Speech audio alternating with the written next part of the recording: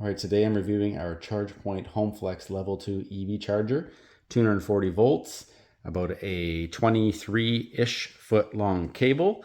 I've got it adapted by a Onetak adapter cable, which is solely because the wall outlet did not match the charger that I got on super sale, like as in Amazon $500 Canadian sale. So a really good price for the charger, and I couldn't pass it up at the time. And with a rebate that I got off of it, we're into only being $150 or something like that. So I did buy the adapter cable, which in the end is great because this Onetak cable has a nice little pull quick disconnect here. So I can just yank this out of the wall and I can hook up a welder or whatever I want into that 240 volt outlet. And of course, we're here in the garage. It's got the Kia EV9 that you've seen in a previous video. Obviously looking a little bit dirty, but you get the general idea. Of course, it's the Land All-Wheel Drive Premium Edition 2025 and works great with the Chargepoint home charger.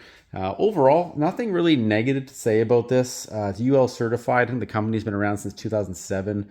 They claim to be the original home charger or commercial charger. And I think they've got 260,000 chargers in North America or something like that. So they're obviously a really popular brand. This particular charger is, I think it's up to 50 amp, but it's up to 40 amp max charging capability. Mine's set to 38 because I didn't want to break or pop our 40 amp breaker. It should probably be set a little lower, but being that I've got extra gauge cable and whatnot installed, the electrician said 38 should be fine, and so far it's been fine with no issues.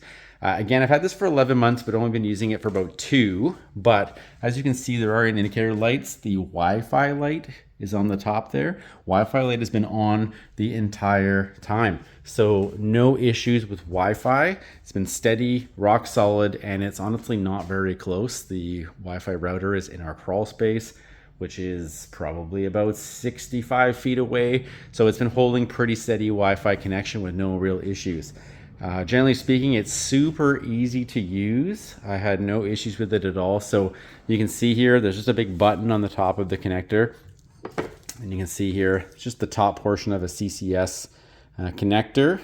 And generally speaking, you take the charger, which of course, for the sake of the video, is all bunged up. And you drop your cable on the ground. You drag it over to where you want to go. Press the button on your car, open your charge port, and you connect it just like that. And now in theory, if you're ready to go, you can see light turned blue. Car told me that it's starting to charge and we're good to go. You can see it's even pulsing. Isn't that exciting? Very, very high tech. And that's about it. You can obviously go on the app, which is, pretty intuitive, and you can adjust the settings for your vehicle, specifically its capacity, type of vehicle. The scheduling, I think, is important because some people have charging incentives for time of day and things like that, which you can do and have it do whatever you want. Typically your car can do that too. The EV9, of course, can do that, but it's obviously also capable to just do it in the charger, so you don't have to have your car even worry about it, because maybe you don't want the charge settings that you have at home to be overlapped with out in public. So it's nice to just have your home charger do what you tell it to do.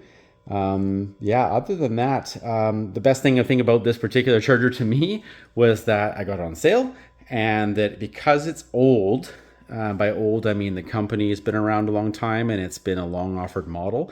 The rebates that I got locally through the electric company were sufficient to basically make it a no-brainer. Like, even if I wasn't getting an electric vehicle at some point, I probably would have bought it anyway, solely because for $100, it's worth, the resale on the house or whatever. Like, it's a nice thing to have. But I knew we were going to be getting either a plug-in hybrid or an electric vehicle, within the year. It's just a matter of time. Unfortunately, with Kia, they're a little behind on things. Besides that, I would say the biggest thing is that it's not super, super flashy. I mean, yes, it is pulsing blue, which is pretty cool. but it's not like a, you know, most aesthetically appealing thing. I've seen some units from Autel, Wolfbox, and I think Grizzly that I thought looked cooler than this one, and, you know, maybe had some extra advertised features, but they are not offered for rebates on the electrical company. So realistically, that was a deal breaker. I really was happy to get, I think, $400 off or something from our BC Hydro company here. So obviously I'm going to go that route. I would say recommendations would be to obviously pay attention to the charge connector. This is different than my wall, so I needed this or something like it to work. In my case, I'm actually really happy. This looks really sketchy, but with the 45-degree twist in this cable, being able to put it that way, it allowed some ability to have it over further, which I liked, and the position on the wall, because if I had to plug this in, it wouldn't have plugged in the orientation that I would have had it in. I would have had to have had it either higher or off to the other side to be able to come down and plug into that outlet properly. And having it 6 feet off the ground might have broken some kind of code, and also would have annoyed the heck out of me. So I'm happy with this orientation now. Beyond that, I do recommend this product. I would be tempted to look at other options if you either don't care about rebates or if you just want something that looks a little bit different. But I certainly, from a reliability perspective, have nothing bad to say about this one. Take care.